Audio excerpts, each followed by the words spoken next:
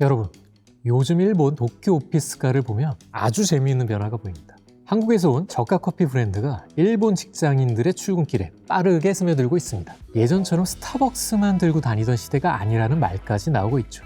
여기서 재미있는 질문이 생깁니다. 왜 하필 한국의 저가 커피일까요? 그리고 더 중요한 질문은 이겁니다. 왜 이런 브랜드들 뒤에는 항상 사모펀드, 큰 자본의 그림자가 따라붙을까요? 오늘 우리가 아무 생각 없이 사 마시는 1,500원, 2,000원대 저렴한 커피 한 잔 뒤에 도대체 어떤 돈의 논리가 숨어 있는지, 그리고 한국 프랜차이즈는 왜 해외로 나가고 왜 투자자 손을 타게 되는 건지 그 구조를 쉽게 풀어보겠습니다. 머니스토리의 이종원입니다.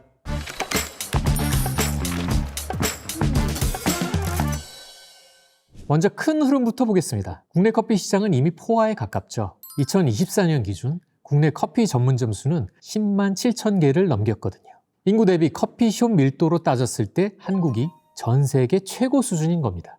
저가 커피 주요 브랜드 매장 수도 이미 상당한 규모인데 메가커피는 4천여 개, 컴포즈 커피는 3천여 개, 그리고 백다방은 1,800여 개 수준으로 보도가 됐습니다. 즉, 이제 국내에서는 얼마나 더 많이 여느냐 보다 어디서 새 성장 스토리를 만드느냐가 더 중요해졌다는 의미입니다.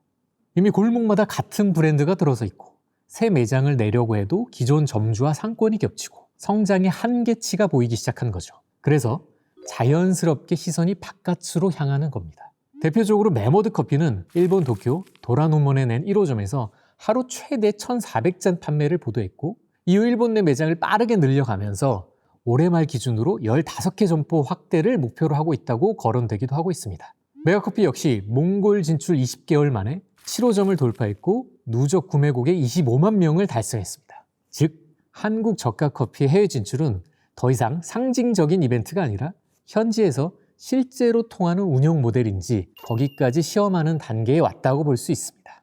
그런데 여기서 중요한 건 단순히 싸서 팔린다가 아니라는 점이죠. 일본에서 메모드 커피가 주목받은 이유를 보면요. 대용량, 저가, 테이크아웃 중심의 운영, 그리고 키오스크 기반의 효율성, 여기에 오피스 상권 집중 공략이 같이 언급됩니다. 쉽게 말하면 한국 저가 커피는 음료만 수출한 게 아니라 빨리빨리 이 민족의 효율적인 도시형 소비 방식을 함께 수출한 셈입니다. 여기에 K 컨텐츠를 통해 익숙해진 한국식 메뉴 감성도 더해졌죠. 사진 찍기 좋은 비주얼 음료라든지 얼죽과 같은 생활문화 코드가 붙으면서 단순히 싼 커피가 아니라 한국식 소비 경험으로 인식이 되기 시작한 거죠. 이제 여기서 사모펀드가 왜 등장하는지 한번 보겠습니다. 먼저 사모펀드가 뭐냐? 쉽게 말해서 소수 투자자의 돈을 모아 회사를 사고 가치를 키운 뒤 더 비싸게 파는 전문 투자자입니다. 저가 커피는 불황에도 비교적 수요가 유지되고 가맹 구조와 표준화된 운영 시스템 덕분에 점포 확장이 빠릅니다. 여기에 원두, 물류, 앱, 광고를 한데 묶어 규모의 경제를 더 만들 수 있다는 점에서 투자적인 매력이 큰 거죠. 전문 투자자 입장에서는 맛있는 커피 회사가 아니라 이제 짧은 시간 안에 몸값을 키울 수 있는 소비재 플랫폼으로 보이는 겁니다.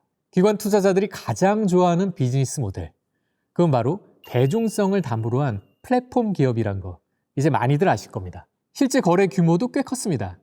메가커피는 과거 약 1,400억 원 규모로 매각된 걸로 알려져 있고요. 컴포즈 커피는 2024년 필리핀 외식 기업 졸라비가 지분 70%를 인수하는 거래에서 전체 기업 가치가 약 4,700억 원 수준이라고 보도됐습니다. 이런 숫자는 시장이 저가 커피를 단순히 외식업이 아니라 해외 확장과 M&A가 가능한 성장 자산으로 보기 시작했다는 신호입니다. 여기서부터 경영의 시선이 바뀝니다. 사모펀드가 들어오면 커피를 얼마나 잘 만드느냐보다 몇 년 안에 얼마나 더 비싸게 팔 수 있느냐가 더 중요한 질문이 됩니다. 매장 수를 얼마나 빠르게 늘릴 수 있는지, 객단가를 어떻게 높일지, 또 공급망 효율을 어디까지 끌어올릴지, 해외에서 똑같은 모델이 다시 통할지, 이런 질문들이 경영의 중심으로 들어오게 됩니다. 그러면 투자자의 관점에서 볼 때 왜 그토록 해외 진출에 집착할까요? 답은 간단합니다.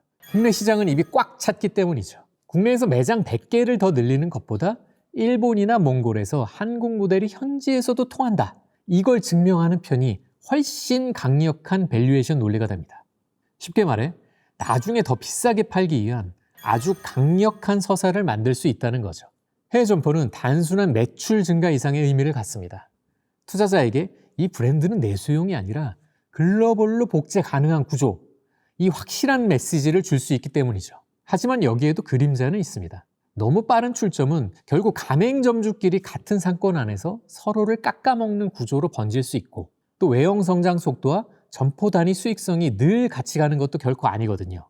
만약 계속해서 문제가 일어나고 악순환으로 번져 나간다면 가맹점주의 희생 위에 쌓인 가성비 신화가 아니냐, 이런 문제의식을 대중들이 제기할 수도 있는 것이죠. 결국 우리가 봐야 할 건 단순한 해외 진출, 그 뉴스가 아닙니다. 그 성장이 지속 가능한 시스템인지, 아니면 기업을 더 비싸게 팔기 위한 단기 몸집 키우기인지, 그 차이를 끝까지 보는 시선이 필요한 겁니다. 지금 저가 커피 시장은 커피를 파는 시장이면서 동시에 브랜드를 자본시장용 이야기로 포장하는 시장이기도 합니다. 사모펀드는 분명 한국 커피의 해외 확장을 앞당기고 있는 게 맞습니다. 하지만 동시에 골목 상권과 가맹 생태계를 자본의 속도로 재편하고 있기도 하죠.